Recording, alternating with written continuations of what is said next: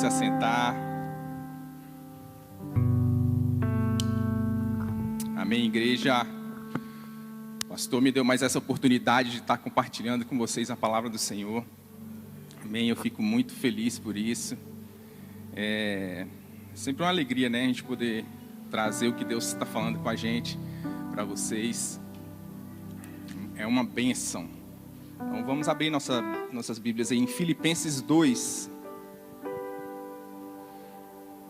Filipenses 2, versículo 10.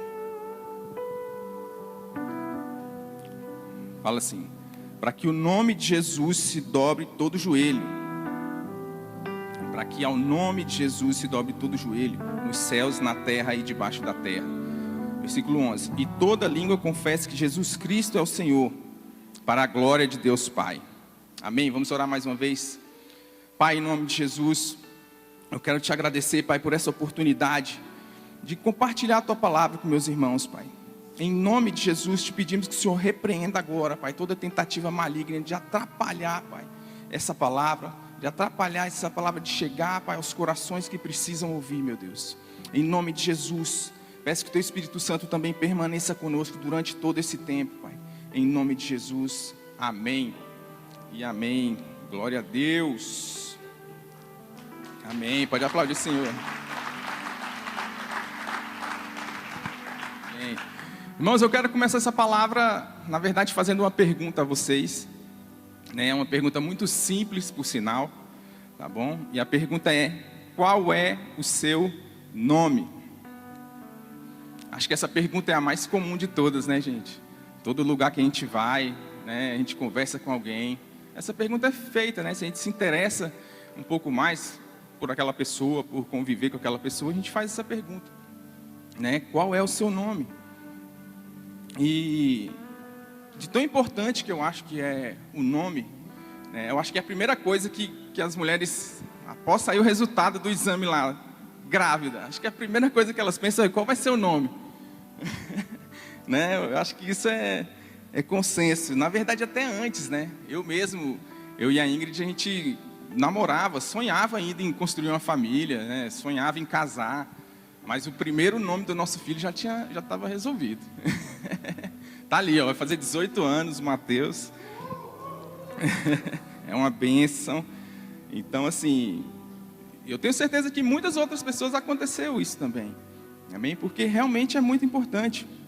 O nome, ele identifica a pessoa, né? Grande parte dos nomes dados pelos pais, eles têm em mente a característica, ou, né, uma característica que desejam que seus filhos tenham. Né? O nome, ele busca moldar quem aquela criança vai ser. Né? Mas, claro que não são todos os pais que pensam assim. Amém, gente? Existe aquele que buscam nomes mais diferentes, ou homenagem, né, a alguém, ou o som é interessante, né? Nomes bem criativos, né? Eu diria, bastante criativos.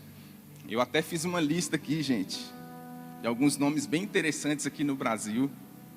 Eu não quero ridicularizar nenhum nome, tá bom? Só para, se seu nome estiver aqui nessa lista, não se sinta constrangido, tá bom? É só para a gente demonstrar como o brasileiro é criativo.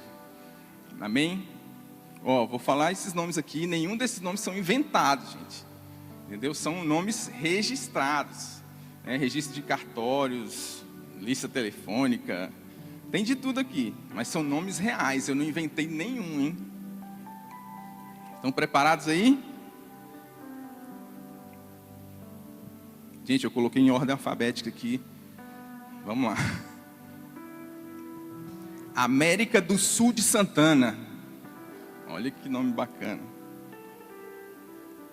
O outro, A Mim Amou Amado.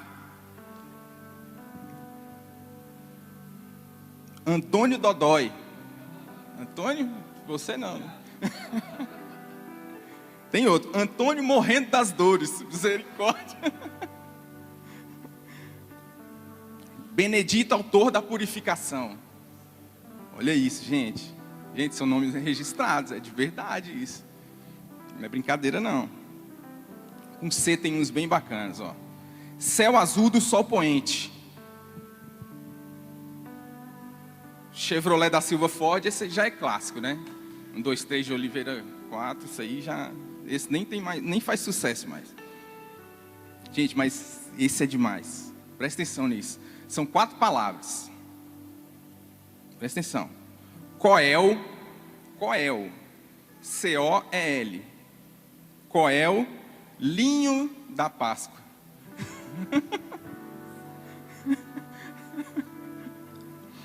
De verdade, gente. Colapso cardíaco da Silva. Misericórdia, mano. Éter sulfúrico amazonino Rios. Esse eu acho bacana, ó. Faraó do Egito Souza. Felicidade do lar brasileiro. Esse é bonito, gente. Esse parece nome de vó, né? Felicidade do lar brasileiro. Nossa, gente, esse aqui, misericórdia. Com H, olha isso. Um nome só, hein? Com H, um nome só. Indiona Jones. É Indiona mesmo, viu?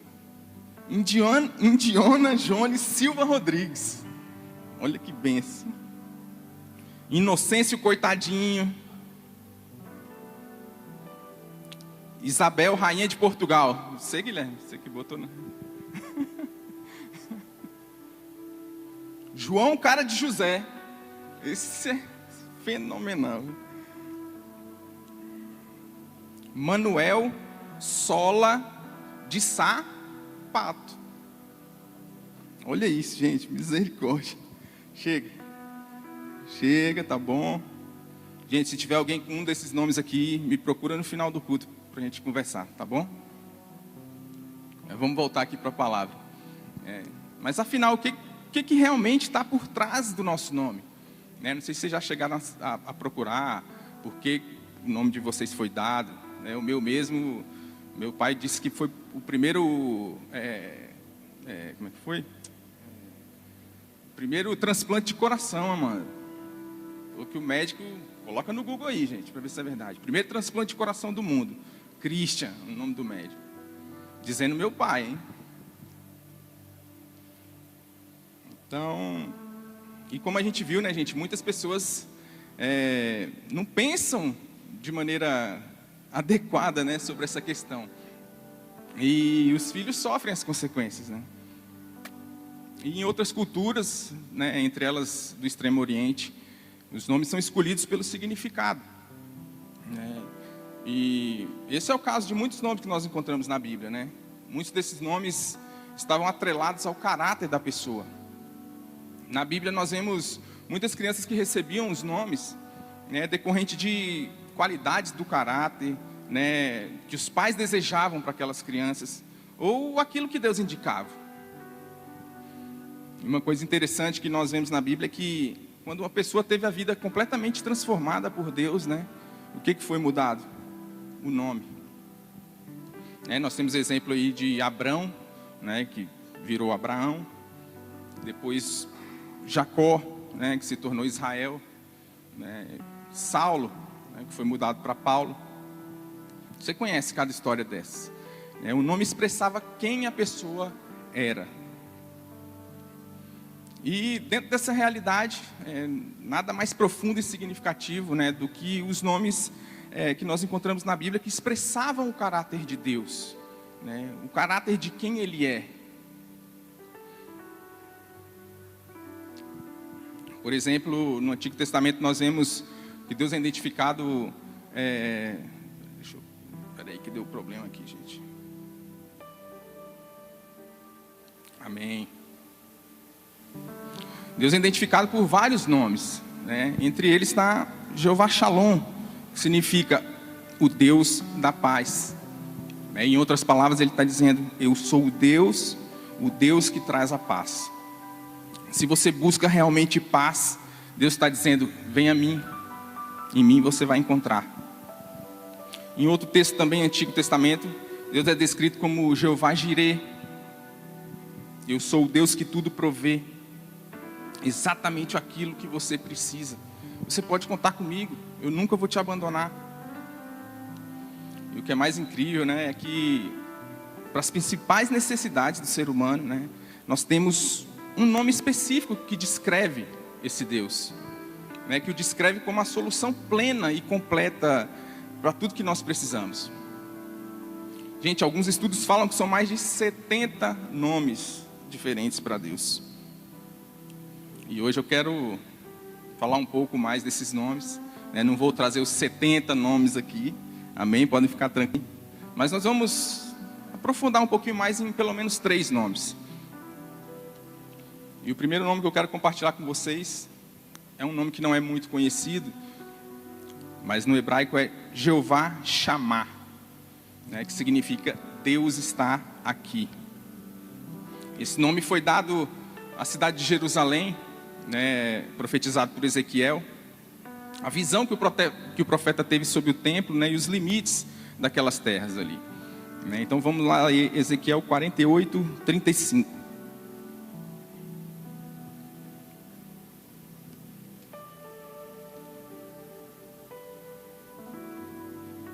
48:35 diz assim: a distância total ao redor será de 9 quilômetros, e daquele momento em diante o nome da cidade será O Senhor está aqui.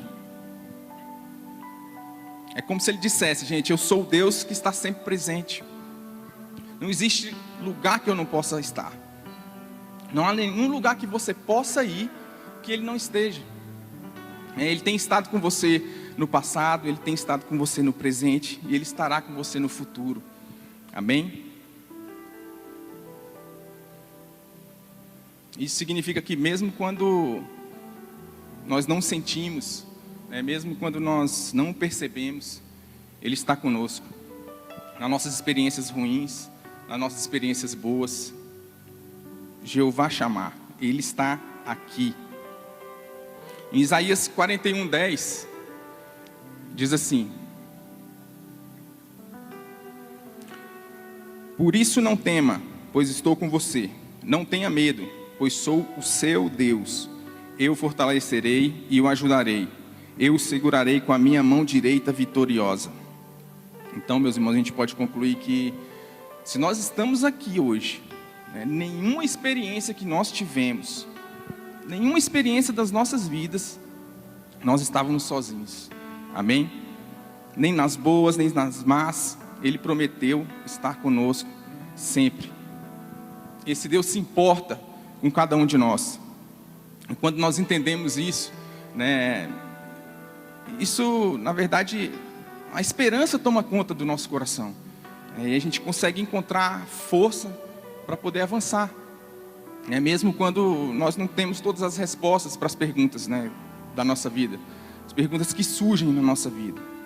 E nós não podemos nos enganar, porque a nossa vida realmente é cheia dessas dúvidas, né, gente? O tempo todo. A gente vive cercado de situações,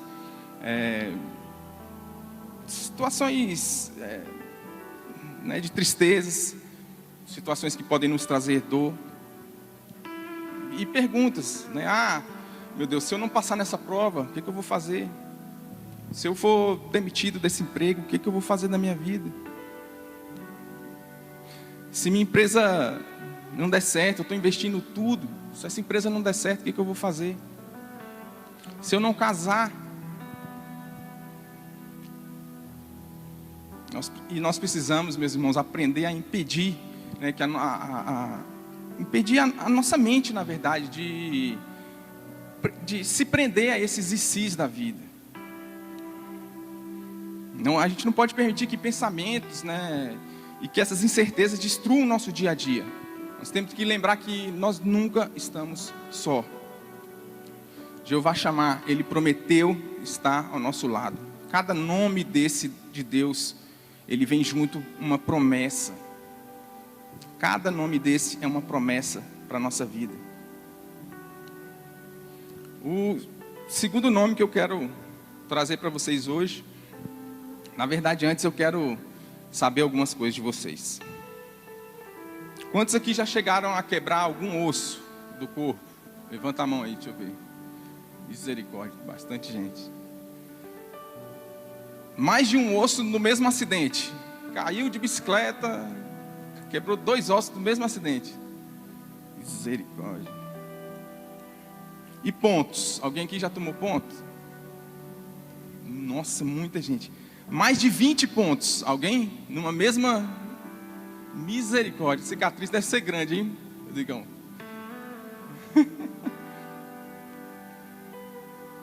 Gente, alguém já cortou, né? Em casa. Com faca. Cortou ali cozinhando. Deixa eu ver. Quase todo mundo. Amém. E tiro. Alguém já tomou? Não, brincadeira. Não precisa levantar a mão não, gente. A gente acredita.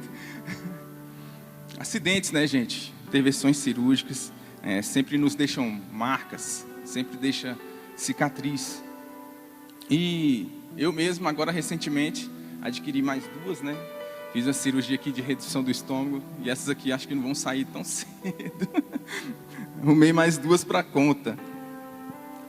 Mas, gente, não é somente dessas cicatrizes visíveis que eu quero falar nessa manhã. Amém? Hoje eu quero falar de como Deus pode curar as feridas que hoje ninguém vê. Aquelas cicatrizes da alma, né, que na verdade elas são memórias. Memórias que muitas vezes nós carregamos e nos trazem dor.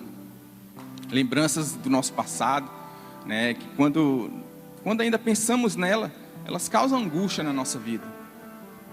Lembranças talvez de abandono, situações que você passou e foi zombado, né, ridicularizado, criticado muitas vezes, né, até odiado.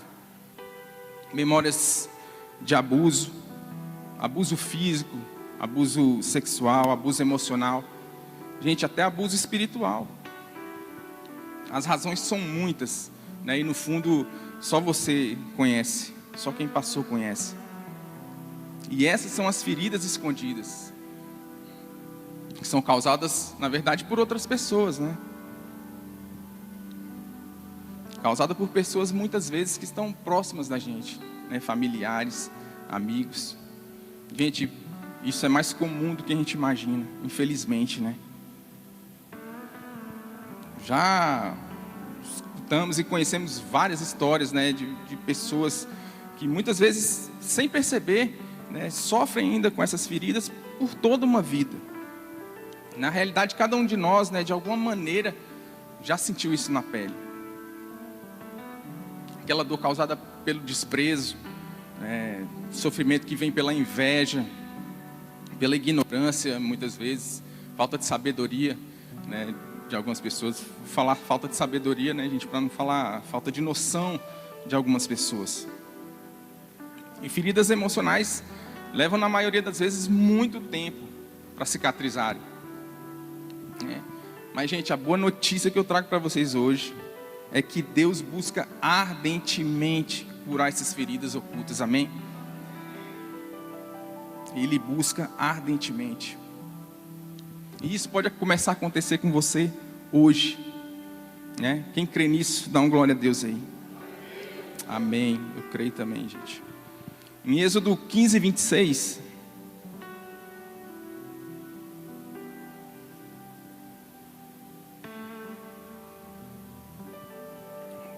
Êxodo 15, 26, diz assim: dizendo-lhes: se vocês derem atenção ao Senhor, o meu Deus, o seu Deus, e fizerem o que Ele aprova, se derem ouvidos aos seus mandamentos e obedecerem a todos os seus decretos, não trarei sobre vocês nenhuma das doenças que eu trouxe sobre os egípcios, pois eu sou o Senhor que os cura. Então esse é o nosso segundo nome, amém? Jeová Rafá, Deus que cura. Esse nome ele aparece em inúmeros contextos, né? Tanto relacionado à cura física, né, de enfermidades, quanto ao perdão dos pecados e cura da alma. Deus aqui está afirmando: eu sou Deus que cura. Nele nós podemos encontrar a cura para as mais profundas marcas, igreja. Aquelas mais escondidas, aquelas que estamos tendo no nosso coração, na nossa mente. Amém? E você pode se perguntar: mas como isso é possível? Gente, se você deseja ter as suas dores, as suas feridas emocionais curadas, hoje eu quero te mostrar na Bíblia aqui alguns princípios, né, que a gente deve seguir. Na verdade, pelo menos 3 passos que a gente deve colocar em prática para que isso aconteça. O primeiro deles é seja honesto ao lidar com a sua ferida. Seja honesto. Amém? A cura emocional ela é sempre mais difícil quando nós fugimos da realidade que existe algo no nosso coração ainda. Né? Algo que a gente esconde até da gente mesmo. Nós podemos ver aí no Salmo 39. Salmo 39, versículo 2. Davi diz assim, ó: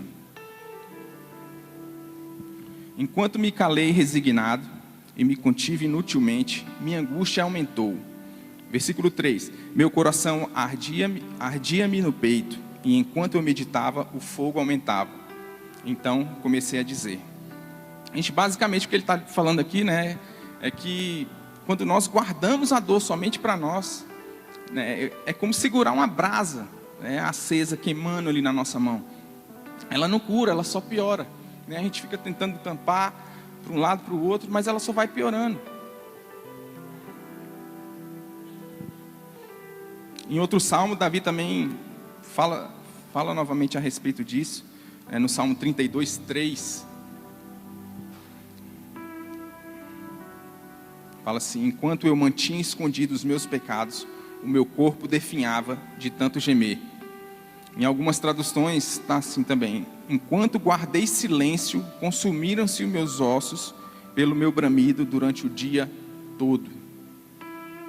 Gente, o que eu entendo disso é que viver emocionalmente destruído, né, é o resultado de quando a gente mantém a dor só com a gente. Né? Quando você guarda, né, essa dor emocional dentro de você, isso vai te destruindo dia a dia, um pouquinho a cada dia. É isso que Davi está falando. E é triste quando a gente vê algumas pessoas tomando medidas, né, decisões que pensam ser as melhores naquela hora ali, mas que apenas vão complicar mais ainda a situação. Alguns tentam simplesmente esquecer. Ah, não, isso aí com o tempo vai passar. Mentira, não vai passar.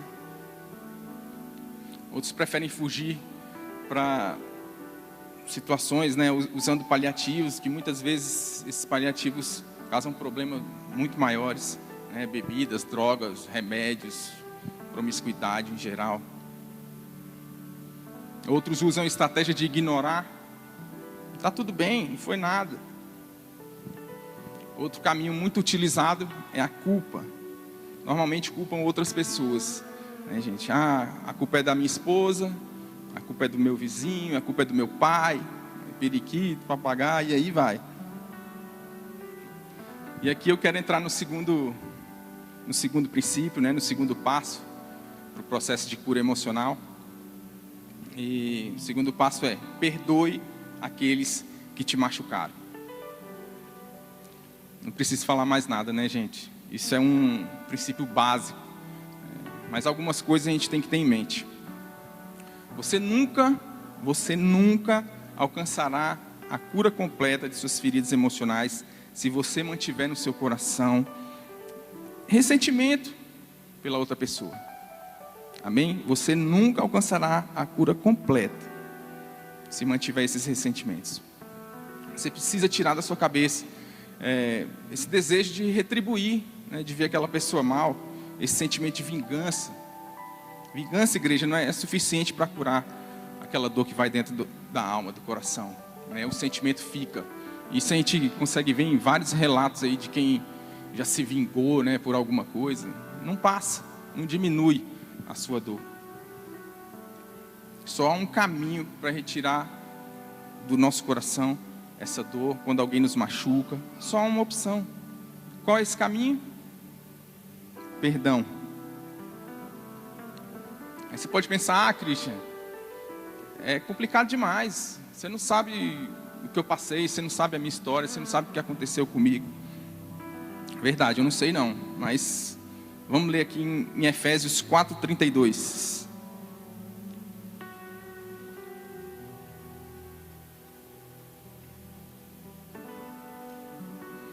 Fala assim: sejam bondosos e compassivos um para com os outros, perdoando-se mutuamente. Presta atenção no final do versículo aí agora. Assim como Deus os perdoou em Cristo. Deus nos perdoou em Cristo. Amém, meus irmãos? Então, tudo tudo a gente consegue perdoar. Amém? Se você, não estou falando que você vai continuar um relacionamento com a pessoa, não estou falando que você vai continuar uma amizade com a pessoa, isso é outro assunto.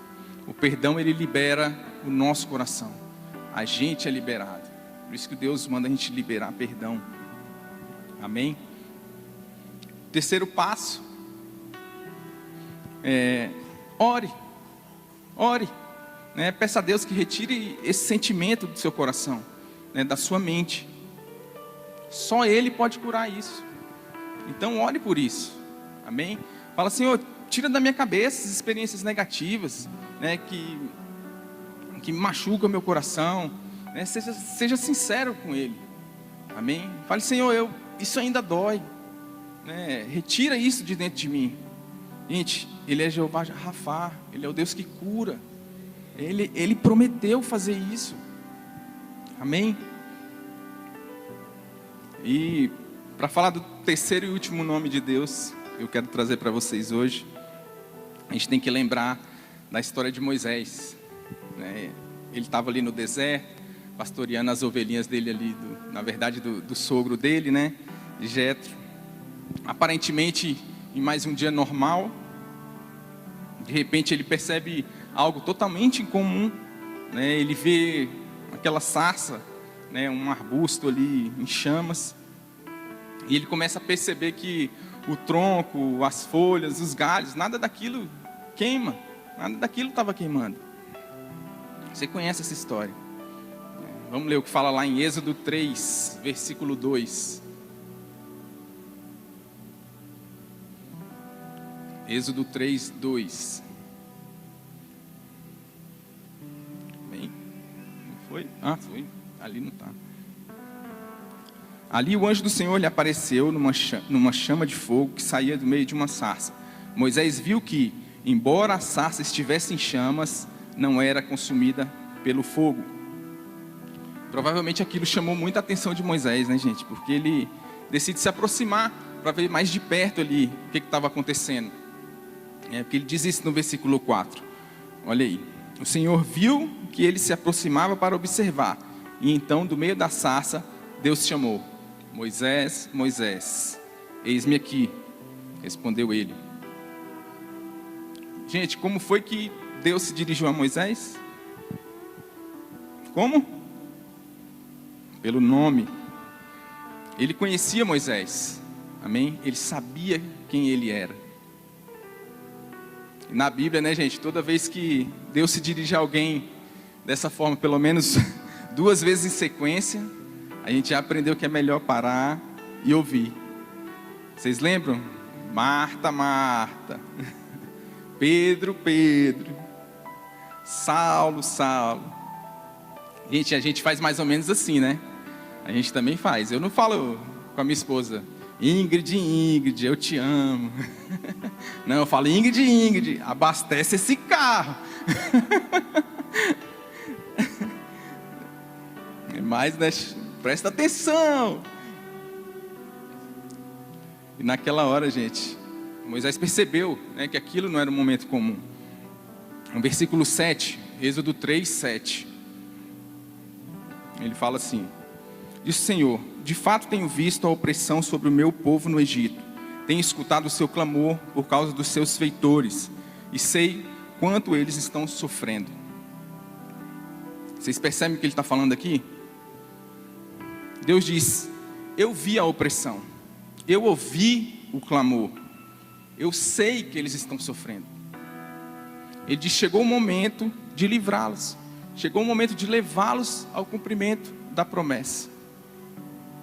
No versículo 10, Deus diz: vá, pois agora, eu envio ao faraó para tirar do Egito o meu povo, os israelitas. E Moisés, ouvindo aquilo, né, deve ter pensado: mas eu fugi de lá 40 anos, por que eu vou voltar? Porque ele fala assim, no versículo 11: Moisés, porém, respondeu: quem sou eu para apresentar-me ao faraó e tirar os israelitas do Egito? Moisés pensou exatamente nas dificuldades que ele teria, né? As dificuldades que ele teria que enfrentar Ele estava vivendo em Midian ali uma vida tranquila. Ele estava com a esposa dele, com os filhos. Estava tudo certo na vida dele. Por que que ele enfrentaria tudo aquilo de novo? Tudo que ele tinha deixado no passado. No versículo 12, Deus responde assim para ele. Versículo 12 de Êxodo 3.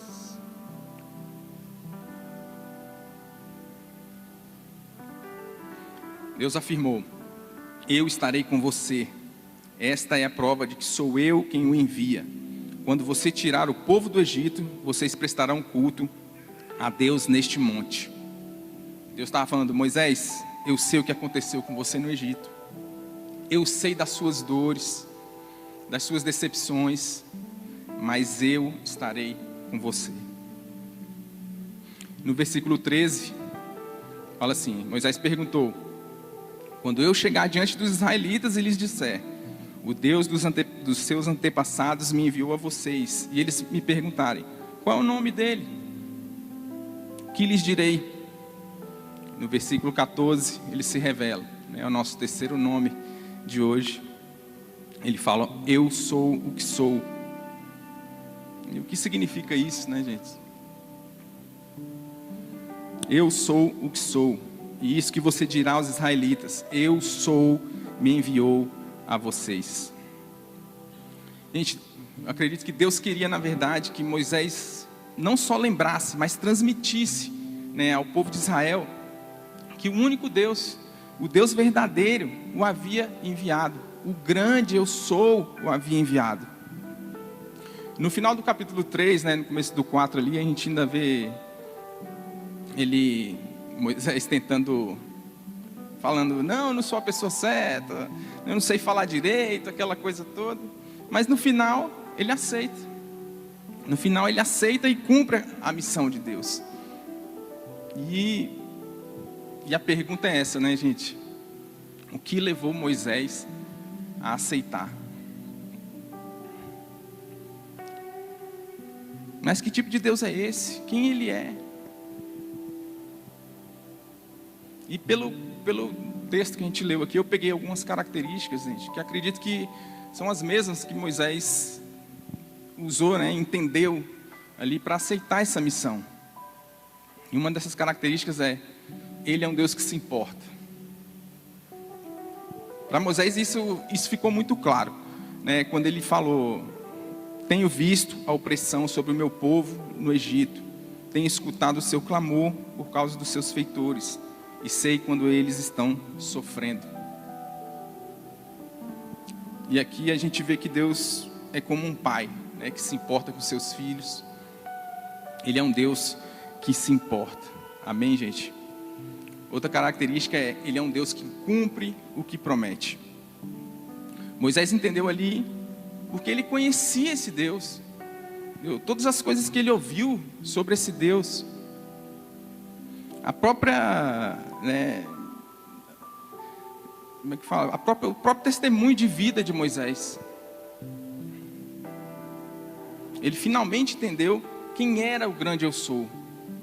Moisés entendeu que ele não precisava mais tentar libertar o povo sozinho, como ele tinha feito no passado, quando ele fugiu de lá, que ele matou o soldado egípcio e tal. Dessa vez seria diferente. O grande eu sou estaria com ele. Gente, o poder de um nome. Será que o nome de Deus é tão importante que, por essa razão, a gente encontra no Antigo Testamento, lá em Êxodo 20, versículo 7, fala assim: não tomarás em vão o nome do Senhor, o teu Deus, pois o Senhor não deixará impune quem tomar o seu nome em vão. Será que o nome de Deus é tão importante que no Novo Testamento também, Deus nos ensina a orar em Mateus 6,9: Pai nosso que estás nos céus, santificado seja o teu nome. Será que tem algo de especial no nome de Deus, gente? A gente acha que no nosso nome tem algo de especial, Imagina no nome do Senhor. Para finalizar essa palavra, gente, eu gostaria que vocês mais uma vez ouvissem a voz dizendo a vocês: Ele diz para você: eu sou. Eu sou. Eu te conheço pelo seu nome. Eu te conheço pelo nome. Mas e vocês? Você sabe quem Ele é? Você sabe quem é esse Deus?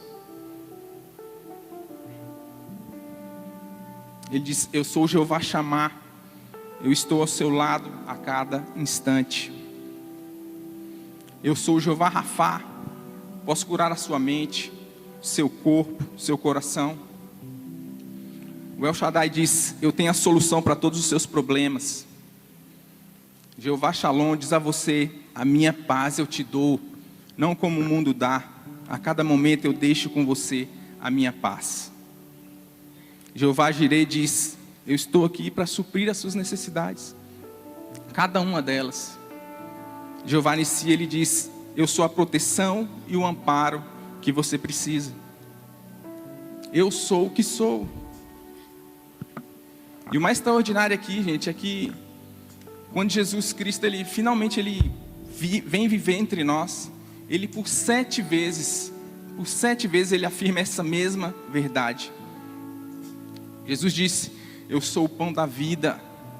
Ele é o nosso sustento espiritual. Ele disse: eu sou a luz do mundo. Ele é o nosso guia. Ele disse: eu sou a porta. Ele é a nossa salvação. Ele disse: eu sou o bom pastor. Ele é a nossa proteção. Ele disse: eu sou a ressurreição e a vida. Ele é a nossa esperança. Ele disse: eu sou a videira. Ele é a razão da nossa existência. Ele disse: eu sou o caminho, a verdade e a vida. Ninguém vem ao Pai a não ser por mim. Ele é tudo, gente. E para que você nunca se esqueça, foi Ele quem deu a vida por você. O que você está esperando para servir esse Deus? Para viver por esse Deus? Amém? Se isso é com você, fica de pé no seu lugar. Vamos adorar o Senhor. Enquanto nós tocamos um louvor aqui, eu quero que você se sinta livre para falar com Ele. Fique à vontade na presença de Deus. Fala para Ele quais as dores que ainda te perturbam. Só Ele pode curar. O grande eu sou está aqui. Promessas que você ainda não... Você está esperando que aconteça, mas você acha que está tarde para acontecer. Ele te diz: eu sei o que você precisa. Fala para Ele agora. Em que área da sua vida você ainda precisa da intervenção dEle? Vamos adorar o Senhor.